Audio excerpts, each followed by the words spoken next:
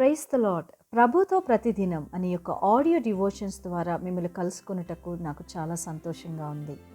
ప్రియులారా, ప్రభు కృపను బట్టి బాగున్నారు కదూ. ఈరోజు అంశము మనలో నివసించు దేవుడు. లేఖన భాగము యెషయా గ్రంథము 57:15.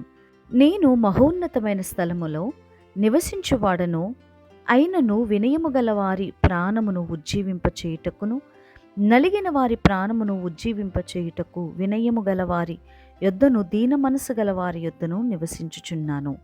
స్నేహితులారా, ఉన్నత పరిశుద్ధ స్థలములో నివసించే సర్వాధికారి అయిన మన దేవుడు తన అమితమైన ప్రేమ ద్వారా మనల్ని ఉజ్జీవింపచేయడానికి ఆశపడుతున్నాడు.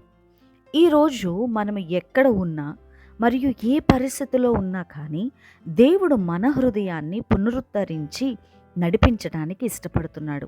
జీవిత పరిస్థితులు మనకు అనుకూలంగా వెళ్ళినప్పుడు విరిగి నలిగిన వారికి, పశ్చాత్తాపము గల హృదయాలకు దగ్గరగా ఉంటానని దేవుడు వాగ్దానం చేస్తూ ఉన్నాడు. మనుషుల ఆలోచనలు చెడ్డవని గ్రహించినప్పుడు వారి హృదయాలోచనల ద్వారా ఎన్నో సమస్యల గుండా వారు వెళ్తారు. అది దేవుని వాక్యానికి విరోధం. అయితే దేవుని వాక్యం ఏం సెలవిస్తుందో తెలుసా? నలిగిన వారిని ప్రాణమును ఉజ్జీవింపచేయుటకు, దీన మనసు గల వారి యొద్దకు దేవుడు వస్తాడట. ప్రతి చెడు తలంపులను తీసివేసి విరిగి నలిగిన హృదయముతో, పశ్చాత్తాప హృదయముతో, దీన మనసుతో మనము దేవుని దగ్గరికి వస్తే ఆయన మనల్ని ఉజ్జీవింపచేయటానికి సమర్థుడట.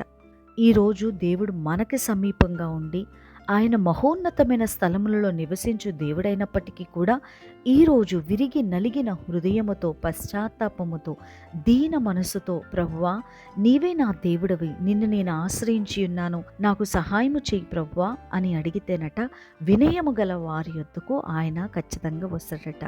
మన ఆరంభాలు చాలా చిన్నవి కావచ్చు, కానీ ఆయన మనలో నిలిచి ఉంటే మనము ఖచ్చితంగా ఆశీర్వదించబడతాం.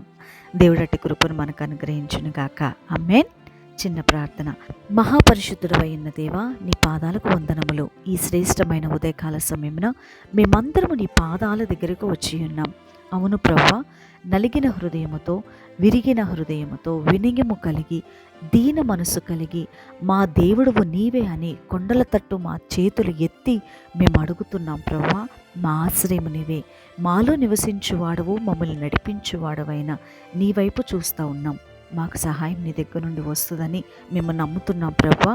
ఈ రోజంతా కూడా ప్రతి కీడు నుంచి మమ్మల్ని తొలగించి నీ యొక్క ఆశీర్వాదపు బాటలు మమ్మల్ని నడిపించి మని అడుగుతూ యేసుక్రీస్తు అతి పరిశుద్ధ నామమున వేడుకొంచున్నాము తండ్రి. ఆమేన్.